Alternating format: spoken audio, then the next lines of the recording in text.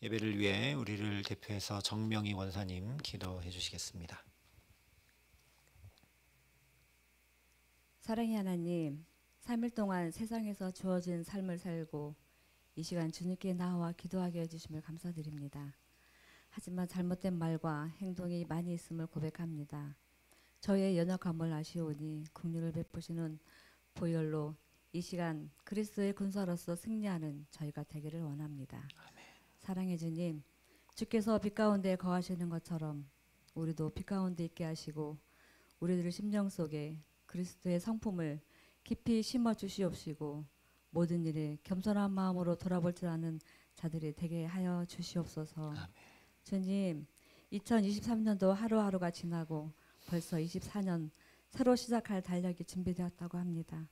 23년을 돌이켜볼 때 후회 없는 해가 될 수 있도록 힘을 내어 봉사하며 각자의 사명을 잘 감당하여 잘했다 칭찬받는 해가 될 수 있도록 인도하여 주시옵소서.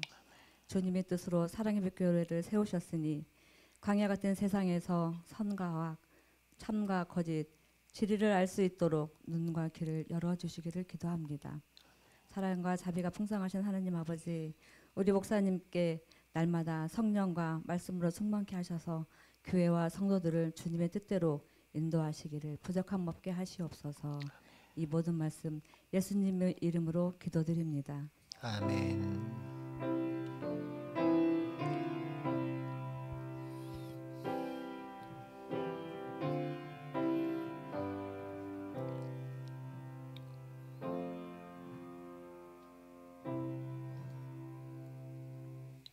오늘 우리에게 주시는 하나님 말씀은 마태복음 13장 47절부터 50절까지의 말씀입니다.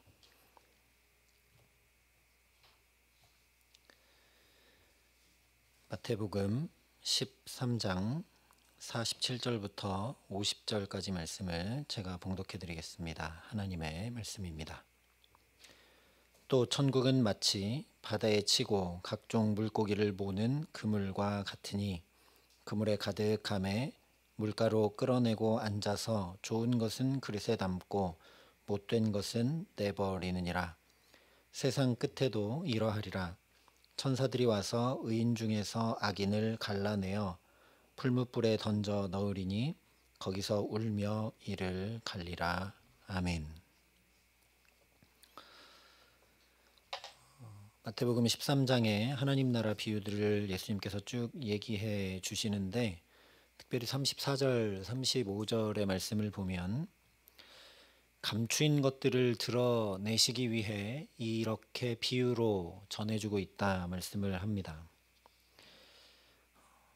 창세로부터 감추어진 것들은 뭔가 신비하고 특별하고 이런 것이 아닙니다. 사실 우리가 살아가는 삶 자체가 에덴 동산에서 그랬던 것처럼 하나님 나라이어야 하는데 그것이 창세로부터 인간의 범죄함으로 인해 감추어져 버리게 되었죠.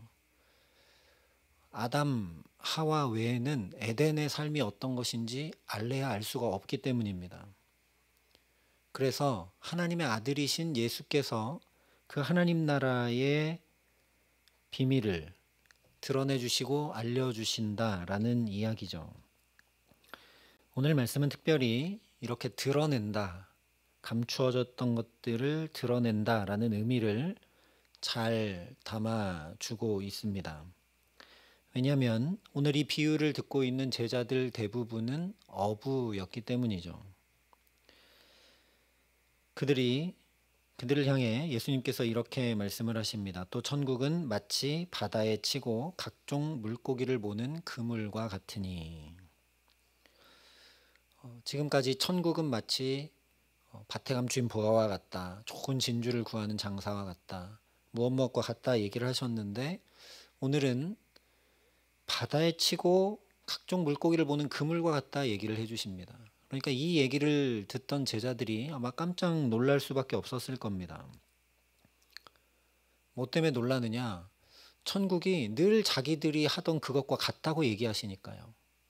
늘 자기들이 익숙하게 다루던 그물과 같다라고 말씀하시니 놀랄 수밖에 없겠죠.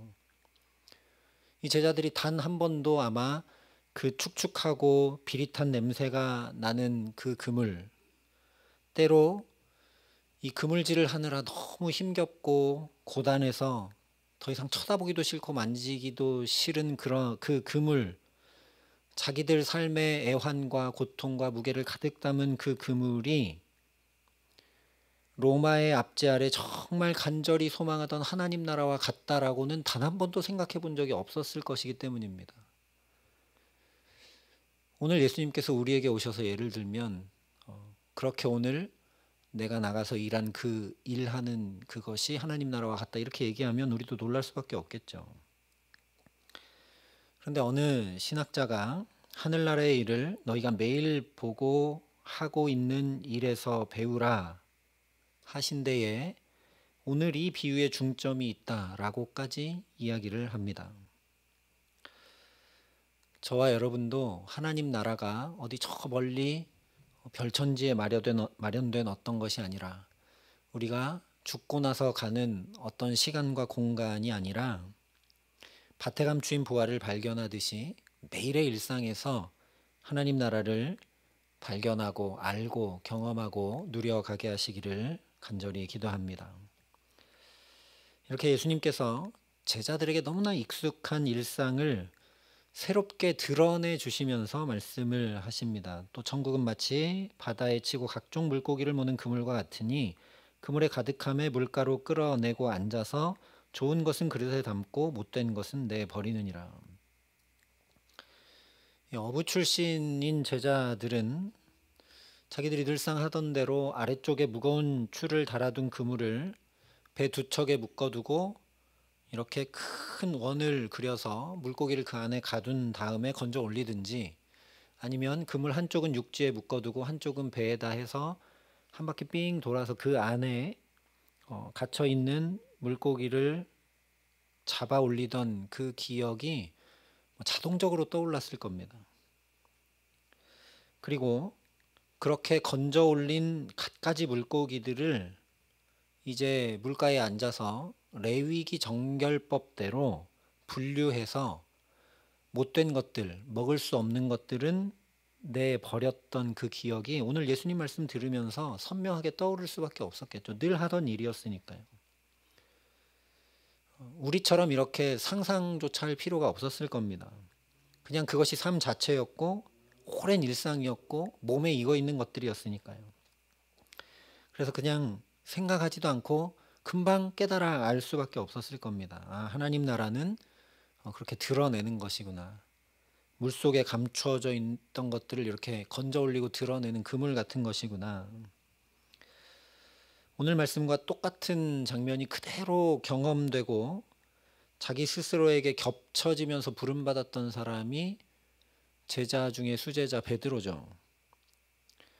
어느 날 밤새도록 수고해도 잡은 것이 없이 텅 빈 그물을 허탈하게 가지고 있는데 주님께서 그 밤에 깊은 데로 던지라 하셔서 그 말씀에 의지하여 그물을 던지자 도저히 들어 올릴 수 없을 정도로 그야말로 밤새 그냥 감추어져 있던 그 물고기들이 이 그물로 인해서 가득 드러나게 잡혔던 경험을 베드로가 하죠. 그때 베드로가 주님께 이렇게 고백합니다. 주여 나를 떠나소서 나는 죄인이로소이다. 베드로가 나는 죄인이라고 고백할 수밖에 없었던 이유는 마치 이 물속에 감춰져 있던 물고기들이 다 잔뜩 드러나듯이 감추어져 있던 자기 모든 것이 주님 앞에 다 드러나는 것을 경험했기 때문이죠. 한밤중 검은 바닷물 속에 물고기가 어디 있는지 주님이 다 아시고 깊은 데 던져라 하신 것처럼 베드로의 그 보이지 않는 마음, 생각을 다 알고 계시는 것을 베드로가 경험했기 때문에 그렇게 고백한 것입니다. 나는 죄인이로소이다. 나를 떠나소서. 그런데 여기서 베드로가 나의 죄된 것, 내가 죄인인 것만 이렇게 환히 드러난 게 아니라 그렇기 때문에 나는 너무나도 구원자가 필요하다는 그 구원의 필요성도 절실하게 드러나게 됩니다. 예수님 하신 말씀처럼 건강한 자에게는 의원이 쓸데없고 병든 자에게라야 쓸데있기 때문에 나는 죄인이로소이다 깨달아 알고 고백한다면 그러니까 나를 죄에서 건져달라고 구원자를 찾지 않을 수 없는 것이죠. 그래서 나는 죄인이로소이다 한 이 베드로의 고백은 간절히 구원자를 구하고 찾는 그런 외침입니다. 그래서 오늘 천국은 그냥 이렇게 어디 무태 놓여 있는 또는 배 위에 놓여 있는 그물이 아니라 바다에 치고 각종 물고기를 모으는 그물과 같다 말씀하십니다. 어부들이 왜 바다에 그물을 치고 각종 물고기를 몰겠습니까? 건져 올리기 위함이죠. 건져 올리지도 않을 거면서 그 수고를 할 이유가 하나도 없습니다. 제자들은 이것을 생각할 필요도 없이 그냥 알아들었겠죠. 하나님 나라가 저 물속에 있는 물고기들을 그물로 이렇게 건져 올리는 것과 같은 거구나. 그래서 예수님이 드러낸다 하신 그 의미는 건져 올린다라는 의미와 이렇게 맞닿아 있습니다. 물속에 있는 거 건져 올려보지 않고는 드러나지 않죠. 그래서 우리가 잘 알고 있는 대로 구원은 곧 건짐 받는다라는 의미입니다. 실제 성경을 보면 구원을 건져낸다 표현한 구절들이 많이 있습니다. 가난한 자와 궁핍한 자를 구원하여 악인들의 손에서 건질지니라. 주께서 사랑하는 자들을 건지시기 위하여 우리에게 응답하사 오른손으로 구원하소서. 하나님이여 나의 구원의 하나님이여 피 흘린 죄에서 나를 건지소서. 이처럼 죄로부터 가난과 궁핍에서 질병과 고통에서 외로움과 탄식으로 하나님 나라가 깨져버린 삶에서 건짐받는 것이 구원이고 하나님 나라가 임하는 것입니다. 그래서 나는 죄인이로소이다 고백한 그 베드로에게 나를 따라오라 내가 너희를 사람을 낚는 어부가 되게 하리라 말씀하셨던 것이죠. 참 구원자이신 예수님은 그냥 말씀만 하신 것이 아니라 실수하고 넘어지고 못 알아듣고 십자가의 길을 가겠다고 하는 예수님을 막아서기도 하고 심지어 배반하고 저주까지 한 그 베드로를 그야말로 건져내어 구원해 주셨습니다. 그래서 참으로 사람을 낚는 어부, 연약함과 허물과 죄에 빠져 허우적거리는 삶들을 건져내어 하나님 나라로 이끄는 온전한 자로 세워주셨습니다. 우리 삶에 정말 하나님 나라가 임하게 되면, 감추어졌던 것들이 드러나게 되면, 저 수면 아래 있던 것들이 건져 올려지게 되면 하나님 나라 자체이신 예수님을 그렇게 베드로처럼 깊이 만나게 되면 나는 죄인이로소이다 라고 고백할 수밖에 없습니다. 애통하고 자복하며 낱낱이 우리 죄를 회개하게 되죠. 그 전에는 이것들이 드러나지 않아서 죄가 죄인 줄 모르고 그 시대에는 의례 그렇게 했으니까 축첩하고 당연히 착복했던 삶들이 예수님을 만나자 이것이 죄 중에 죄구나 하는 것을 깊이 깨달아 알고 회개하고 고백하는 가운데 우리가 잘 아는 평양 대부흥운동이 이 땅에서 일어났습니다. 오늘날 우리의 문제, 교회와 성도의 문제, 또 우리가 뉴스를 통해 보듯이 전쟁과 기아와 기근과 자연재해 이런 모든 문제는 우리가 죄를 죄로 잘 다루지 않는다는 데 있다라는 거죠. 수면 아래 묻어두고 죄를 죄로 잘 드러내지 않는다는 데 있다라는 겁니다. 뉴스를 보면 무엇이 죄인지 알기 어렵죠. 죄가 명확히 잘 드러나지 않습니다. 회개해야 될 것들을 회개하지 않고 오히려 그것들을 그냥 당연히 여기는 것이 문제라는 이야기입니다. 예수님 말씀처럼 옷이 아니라 마음을 찢어야 하는데 이 옷을 찢을 줄도 몰라서 너무나 심각한 시대와 세대를 우리가 살고 있습니다. 그런데 거꾸로 생각해 보면 마치 예수님 앞에 섰을 때 나는 죄인이로소이다 했던 베드로처럼 이 정도로 교회와 성도, 이 시대와 세대의 민낯이 다 드러나고 있으니 은혜입니다. 마치 그물과 같은 하나님 나라가 우리에게 임하고 있다는 증거라는 걸 우리가 볼 수 있어야 된다라는 거죠. 복음을 복음되게 하지 못하고 하나님 나라를 전하기보다 인간적 복에 관심이 많았던 우리 모습.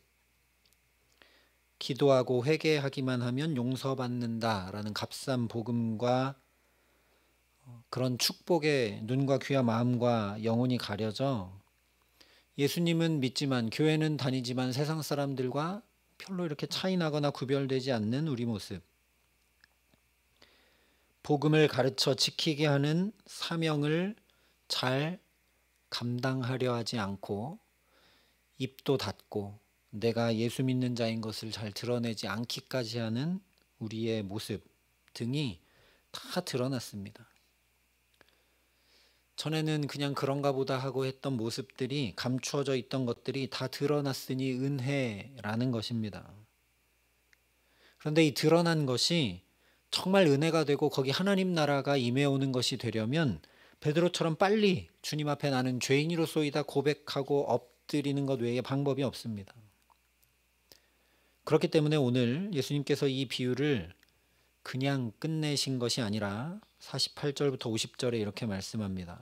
그물에 가득함에 물가로 끌어내고 앉아서 좋은 것은 그릇에 담고 못된 것은 내버리느니라.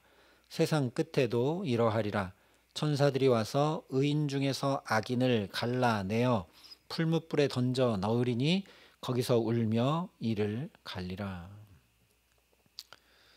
이 말씀을 그냥 보면 천국은 마치 이 바다에 쳐서 각종 물고기를 모는 그물과 같다 했기 때문에 지금 이렇게 거기 잡힌 물고기를 물가로 끌어내서 좋은 것 안 좋은 것 가려내고 세상 끝에도 그렇게 갈라내서 악인은 풀무불에 던져놓고 이를 갈게 된다. 직접 연관은 없어 보입니다. 그물과. 그물 자체는 좋은 것과 나쁜 것을 구분해내는 건 아니죠. 그래서 굳이 이 세 절의 말씀이 없다 해도 하나님 나라를 그물에 비유하신 것으로 충분해 보입니다. 이 그물 자체만으로 감춰져 있던 것들이 드러나고 건진받아야 될 것들이 드러나고 그런 구원과 하나님 나라 의미를 담아내는데 크게 부족함이 없어 보이는 거죠. 그러나 사실 예수님께서 이 세 절의 말씀으로 그물의 의미를 더 확연히 드러내고 하나님 나라를 더 강조하고 계심을 보게 됩니다.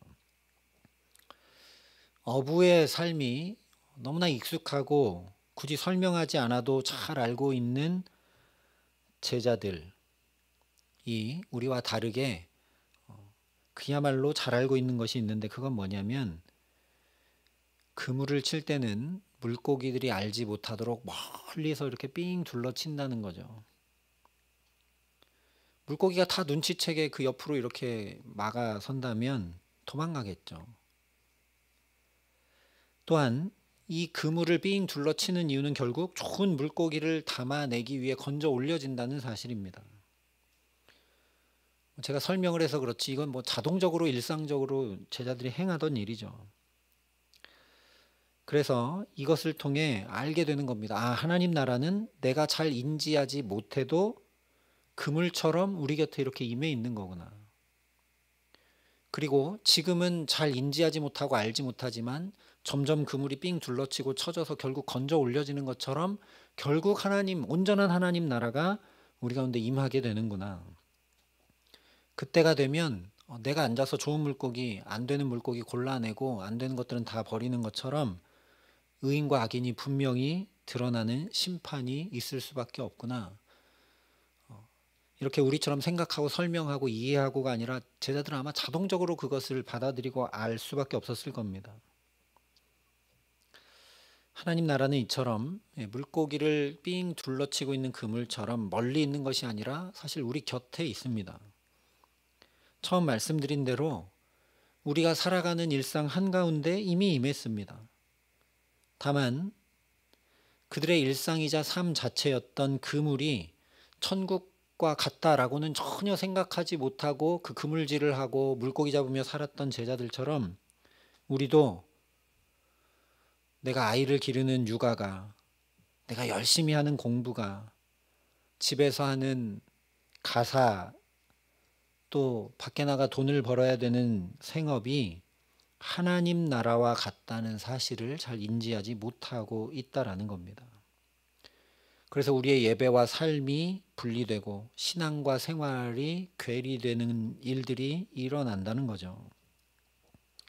그 이유는 성경이 말씀하는 예수님의 재림, 하나님 나라가 온전히 임해오는 종말을 우리가 깊이 인지하지 않고 살아간다는 겁니다. 바로 이것 때문에 예수님께서 이 세 절의 말씀을 덧붙이고 계신 것입니다. 아무리 구원을 말해도, 아무리 하나님 나라를 말해도 그 구원을, 하나님 나라를 내 삶으로 잘 만들지 않는다라는 겁니다. 그래서 일부러 알려주시는 겁니다. 악인의 결국이 어떤지를. 악인의 가장 큰 특징은 뭐냐면 억울해하는 겁니다. 슬피 울며 이를 간다라는 건 억울해한다는 거죠. 너무 억울하고 억울하기 때문에 슬피 울며 이를 가는 겁니다. 세리는 가슴을 치면서 자기가 죄인이기 때문에 나를 불쌍히 여겨달라고 가슴을 치며 울지 이를 갈며 울지는 않습니다. 그래서 마태복음 25장에 보면 악인들이 예수님께 이렇게 항변합니다. 주여, 우리가 어느 때에 주께서 줄이신 것이나 목마르신 것이나 나그네 되신 것이나 헐벗으신 것이나 병드신 것이나 옥에 갇히신 것을 보고 공양하지 아니하더이까. 제가 다 했습니다. 제가 언제 그런 거 안 했습니까? 그런 거 다 했지 않았습니까? 제가 분명히 했습니다라고 항변하는 거죠. 악인들이 슬피 울며 이를 갈면서 억울해하는 근본 원인이 어디에 있느냐? 바로 자기 의에 있습니다. 마지막 심판 때까지 내가 행했다, 내가 바르게 살고 바르게 예배하고 바르게 행했다는 모든 의가 시퍼렇게 살아 있습니다. 그러니 억울할 수밖에요. 내가 이렇게 했는데 내가 심판을 받는다고 하면서 억울해하는 거죠. 반대로 의인들은 똑같이 선행을 했는데 기억조차 하지 못합니다. 오히려 자기는 그런 일을 행한 적이 없다라고 얘기하죠. 무슨 얘기냐? 내가 전혀 없습니다. 주님께서 나 같은 자도 구원해 주셨고 사는 동안 예수 믿게 하셨고 나 같은 자를 사용해 주셨고 그 놀라운 은혜를 경험하고 누리게 하셨기 때문에, 다시 얘기하면 그렇게 하나님 나라를 내게 주셨고 살게 해주셨기 때문에 나는 죽었고 예수께서 사셨으니 내가 한 일은 전혀 없다라고 얘기하는 거죠. 그러니 억울할 게 하나도 없는 겁니다. 우리도 일상에서 하나님 나라를 발견하는 기쁨과 은혜를 누리기보다 일상에 치여 살아갈 때가 훨씬 더 많습니다. 그 놀라운 은혜를 받은 자, 구원받은 자임에도 불구하고 우리도 여전히 이 시대와 세대를 본받는 구습을 쫓는 옛 사람이 자꾸만 시퍼렇게 살아 움직입니다. 겉사람은 날로 후패하더라도 내 속사람은 날마다 새롭게 돼서 하나님 나라 체질로 살아가야 하는데, 그렇지 못하기 때문에 사도 바울이 그랬던 것처럼 오라 나는 공고한 자로다, 누가 이 사망의 몸에서 나를 건져내랴 외칠 수밖에 없는 것이 우리의 실존이라는 이야기입니다. 그래서 우리는 늘 십자가 복음을 들어야 합니다. 그 십자가 복음이 다시 선명하게 날선 복음이 되도록 듣고 또 들어야 합니다. 귀가 아니라 마음과 영혼에 못이 박히도록 들어서라도 바다에 그물을 담그듯 어두운 우리 삶 한가운데 당신의 존재 자체를 담가버려 주신 그 예수를 알게 하시기를 간절히 기도합니다. 죄로 인해 하나님 나라가 속절없이 무너져 내려버린 우리 삶을 당신의 물과 피를 다 쏟아 십자가로 건져 올리신 예수님의 그 말할 수 없는 사랑을 그냥 옅은 데서 아는 것이 아니라 깊고 분명하게 알 수 있기를 소망합니다. 뿐만 아니라 연약한 우리를 도우시고 어두운 우리 눈을 밝혀 우리 일상 자체가 하나님 나라가 되어버릴 수 있도록 보혜사 성령 하나님을 보내주신 예수님의 사랑을 날마다 순간마다 알고 또 알게 하시기를 간절히 기도합니다. 그렇게 예수님의 사랑을 다른 데서가 아니라 내가 오늘 살아가는 그 일상 한가운데서 마치 그물처럼 나를 빙 둘러싸고 있는 그 하나님 나라를 나의 일상에서 제자들이 그 비릿한 그리고 자기들의 삶의 무게를 실어서 늘 건져 올리던 그 그물이 곧 하나님 나라라고 비유해 주시는 예수님의 말씀을 통해 새롭게 깨달아 알고 그 일상을 귀히 여기게 되고 그 일상의 일들을 통해 또 하나님 나라를 바라보게 되는 것처럼 우리가 하루하루 살아가면서 하루를 더 사는 만큼 우리가 하나님 나라를 더 알고 경험하고 누려가는 평생의 삶이 되게 하시기를 소망합니다. 그렇게 날마다 성령께서 깨달아 알게 하시는 은혜를 덧입는 삶이기에 주님께서 주시는 힘과 지혜와 능력으로만 살아가는 삶이기에 나는 없고 온통 예수로만 살아가는 삶이기에 하나님 나라 체질의 사람으로 살아가는 그런 새 사람을 날마다 덧입혀 주시는 귀한 은총 주시기를 우리 구주 예수 그리스도의 이름으로 간절히 축원합니다.